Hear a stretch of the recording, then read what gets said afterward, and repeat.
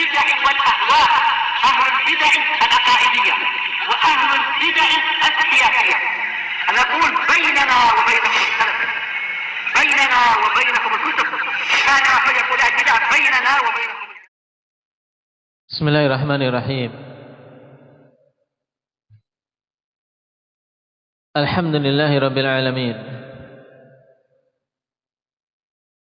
والعاقبة للمتقين، ولا عدوان إلا على الظالمين. أشهد أن لا إله إلا الله وحده لا شريك له، وأشهد أن محمدا عبده ورسوله، صلى الله عليه وعلى آله وأصحابه أجمعين. أما بعد. Kita lanjutkan berkaitan dengan jalsatul istirahah, duduk istirahat. Setelah kita ketahui tadi yang sunnahnya. Nah, baik. Sifat yang sesuai sunnah dalam masalah duduk istirahat tadi ada 4 poin. Ada 4 poin. Apa saja itu? Nah, Ismail, tutup kitab.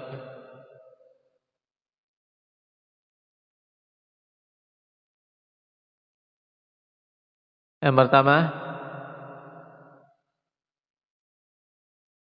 mengangkat kepalanya dari sujud yang kedua dalam keadaan dia bertakbir.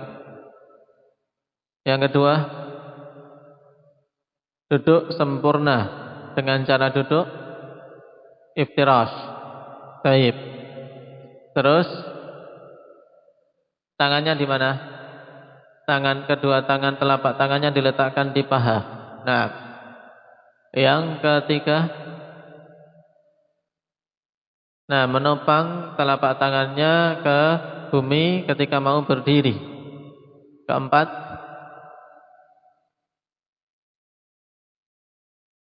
kemudian bergerak berdiri. Baik.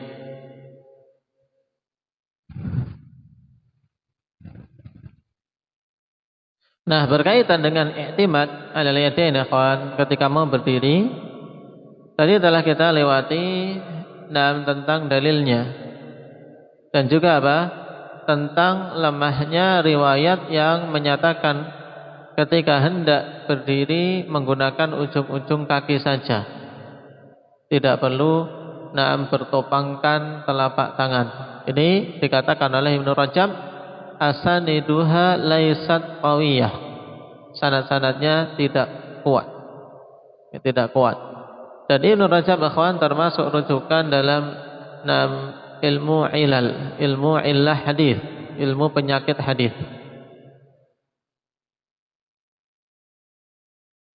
Wa qala rahimahullah fi dha'ifah. Sekarang dilanjutkan berkata Imam Al-Albani rahimahullah taala dalam kitab beliau Al-Dha'ifah. Dan kitab ini akhwani fillah Al-Dha'ifah dikatakan adalah min atqani kutubil Albani rahimahullah, termasuk di antara kitab Syekh Albani yang paling mutqin. Kitab Syekh Albani yang paling mutqinnya adalah Dha'ifah, yang paling kuatnya adalah Al-Dha'ifah. Kenapa? Karena Syekh Albani di antara sifat beliau tidak akan memasukkan hadis ke kategori hadis dhaif sampai betul-betul tidak didapati penguat, tidak didapati syawahid wal mutaba'at. Sehingga kalau sudah masuk dalam ad-dhaifah ini, menunjukkan sudah akhir pencarian beliau, hasil akhir pencarian beliau. Walaupun semua kitab-kitab Syekh Albani kitab-kitab yang nafi', kitab-kitab yang sangat bermanfaat, bahkan ini diakui oleh oleh orang-orang yang mencintai beliau ataupun yang memusuhi beliau dari kalangan mereka membenci dakwah salafiyah. Diakui kalau mau jujur bahwasanya ulama hadis pada masa setelah Syekh Albani kembalinya kepada Syekh Albani rahimahullahu taala. Dzalika fadlullah yu'tihi may yasha. Itu keutamaan dari Allah yang Allah berikan kepada siapapun yang Dia kehendaki.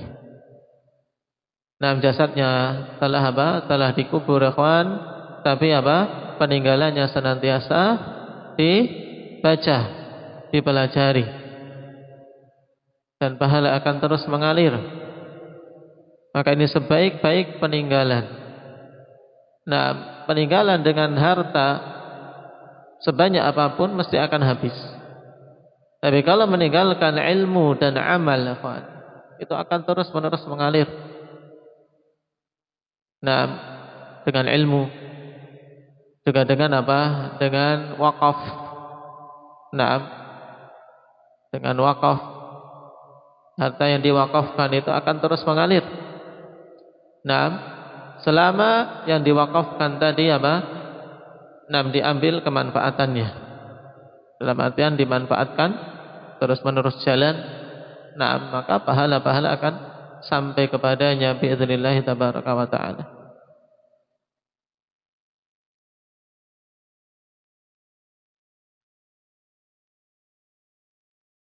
Syalbani mengatakan jumlatul qaul anna al-i'timada 'ala al-yadaini 'inda al-qiyami sunnatun thabitatun 'an Rasulillah sallallahu alaihi wasallam. Wa dzalika mimma yu'akkidu dha'fa hadzal hadits fi an-nahy 'anil i'timad.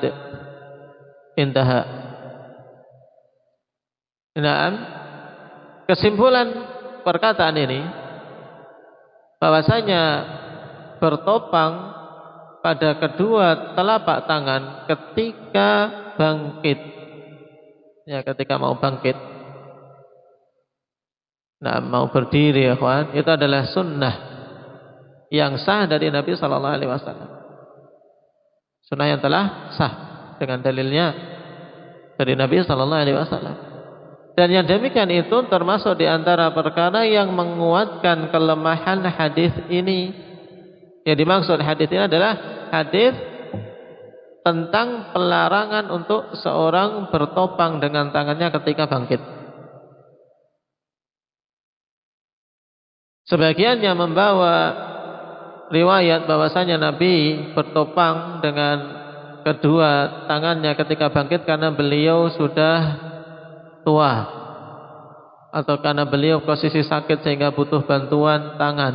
Ini semuanya, kawan, naam, yaitu pentakwilan yang lemah. Nah, pentakwilan yang lemah. Dan juga tidak perlu menempuh jalan itu. Kenapa? Karena hadis yang menyelisihinya itu adalah hadis-hadis yang lemah, sehingga tidak perlu disinkronkan. Sehingga yang sabit dalam masalah ini, nah, ketika bangkit ya bertopangkan dengan kedua tangan. Tanbih. Wa amma ma rawahu al-Harbi fi gharib al-hadith wa Tabrani fi al-Awsat anil Azraq ibn Qais. Ra'aitu ibn Umar radhiyallahu anhuma ya'jinu fi as-salati ya'tamidu ala yadayhi idza qama. Faqultu lahu faqala ra'aitu Rasulullah sallallahu alaihi wasallam yaf'aluhu. Nah, tanbih ini juga tanbih penting. Terkhusus para talabatul ilm hendaknya apa? Dihafal nanti apa? Illah hadis tersebut. Karena akan banyak ditanyakan dan akan ditemui. Nah, pertanyaan seputar itu kalau tidak ditanyakan ketika kita mau menerangkan tentang masalah gerakan bangkit dari apa? Dari sujud ini, kawan, mau berdiri, bangkit dari duduk istirahat mau berdiri, ini posisi tangannya bagaimana? Dikepalkan ataukah apa? Tangannya apa? Dibuka. Nah, dikeluarkan oleh Al-Harbi, kawan, hadis ini dalam Gharibul Hadis juga Tabrani dari Azraq ibn Qais. Aku melihat Ibnu Umar ya'jinu fis shalah. Nah, bertompangkan pada kedua tangannya apabila beliau berdiri. Makna ya'jinu fi shalah nanti akan kita ketahui bagaimana maksudnya.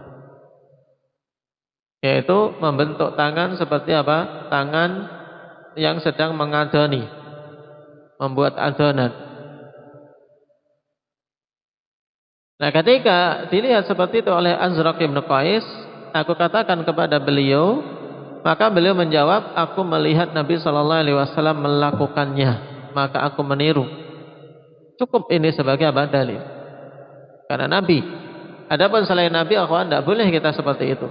Ada orang melakukan ini kemudian kita langsung mengikutinya. Ini tidak boleh. Sampai apa? Mengetahui dasarnya. Tapi Nabi sallallahu alaihi wasallam fi'ilnya adalah apa?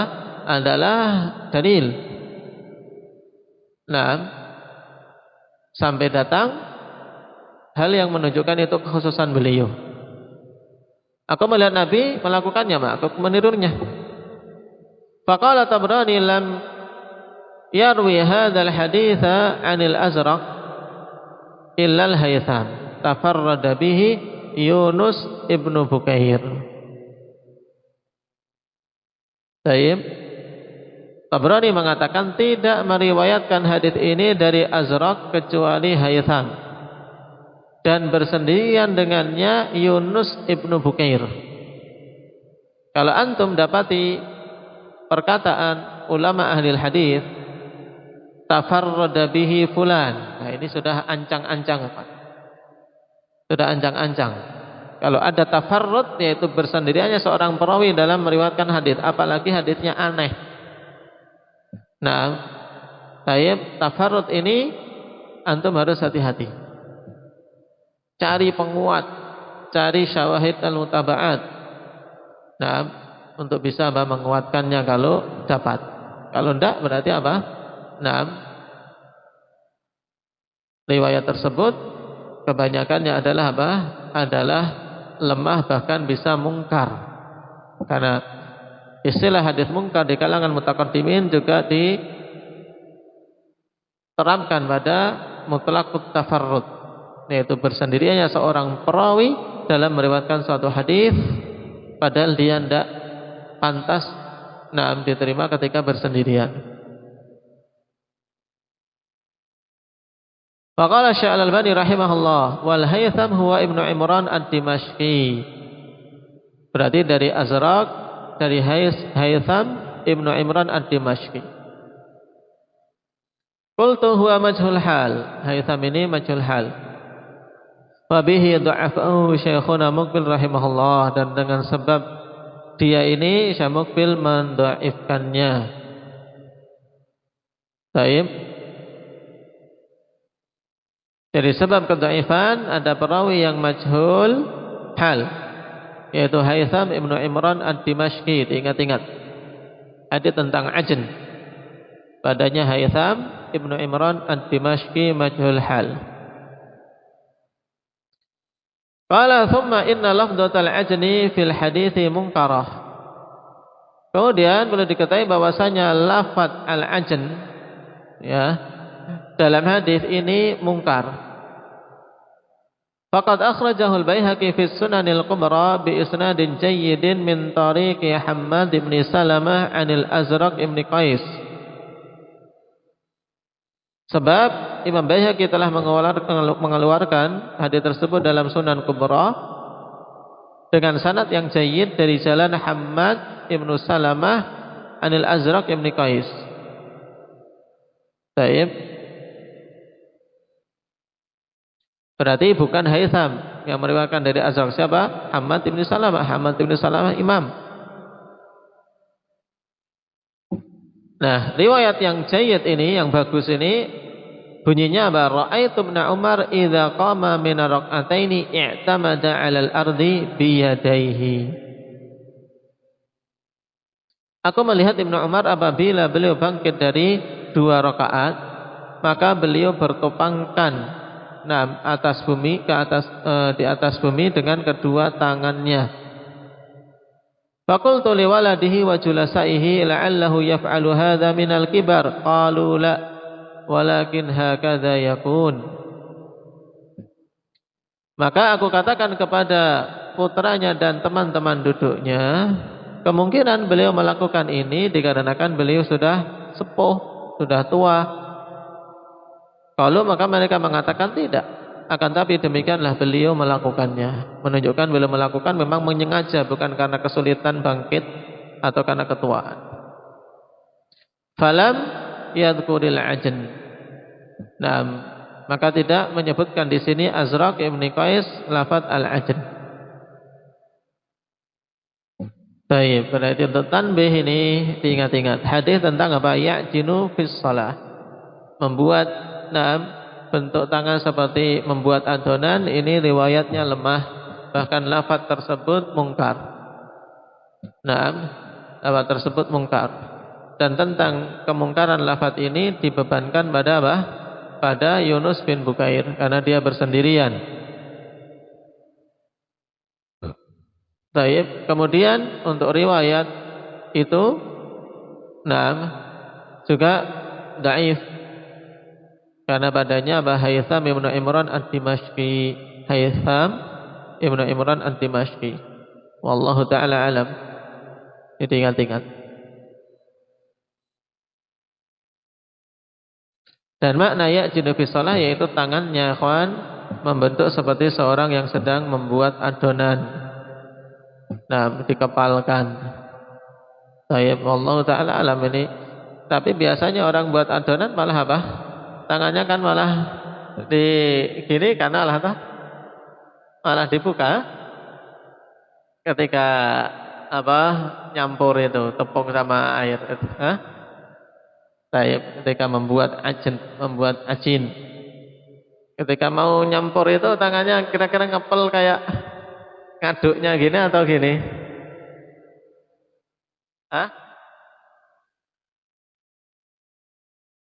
Dipukul-pukul.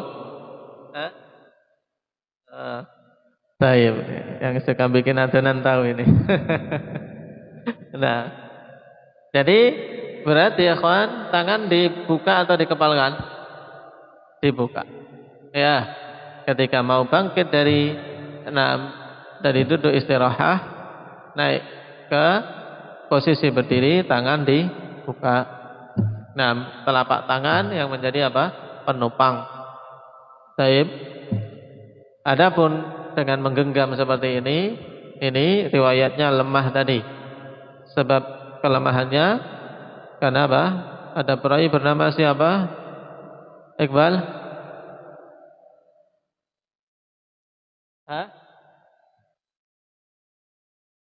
Al-Haytham ibnu Imran ad-Dimashqi. Siapa?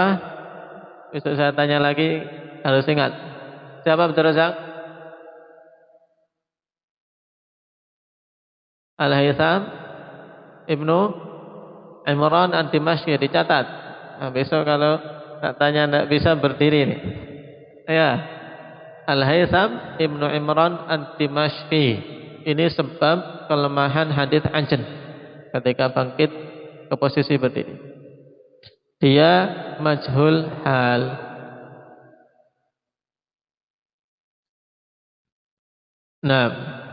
Sekarang kita baca famin akhta'il musallin fi jalsatil istirahah. Di antara kesalahan-kesalahan orang yang salat pada duduk istirahat. Al-awwal tarkul jalsatil istirahah, meninggalkan duduk istirahat. Ini salah jelas karena meninggalkan sunnah. Salatnya sah atau tidak kalau tidak duduk istirahat, Pak Arif? Sah saja. Salatnya sah tapi dia kurang sempurna. Kenapa? Karena meninggalkan yang sunnah. Yang kedua, at-takbir ba'dal istirahah. Membaca takbir setelah duduk istirahat ini juga salah. Karena letak takbir itu kapan? Letak takbir itu kapan, Yahya? Ketika mau duduk istirahat. Baik. Yang ketiga, at-takbiru ba'dal intisabi qa'iman. Takbirnya setelah tegak berdiri, ini juga salah. Dan ini istihsan banyak para imam masjid umum, ya kawan. Imam masjid di masjid-masjid umum, banyak dari mereka yang berpikiran lebih baik daripada ada makmum yang mendahuliku, maka berdiri dulu baru Allahu Akbar. Sudah berdiri baru bilang Allahu Akbar dengan alasan agar makmumnya tidak mendahuluinya. Ini salah. Adapun makmum yang mendahului dia urusan dia, tinggal diajari. Tapi sunnah harus diterapkan.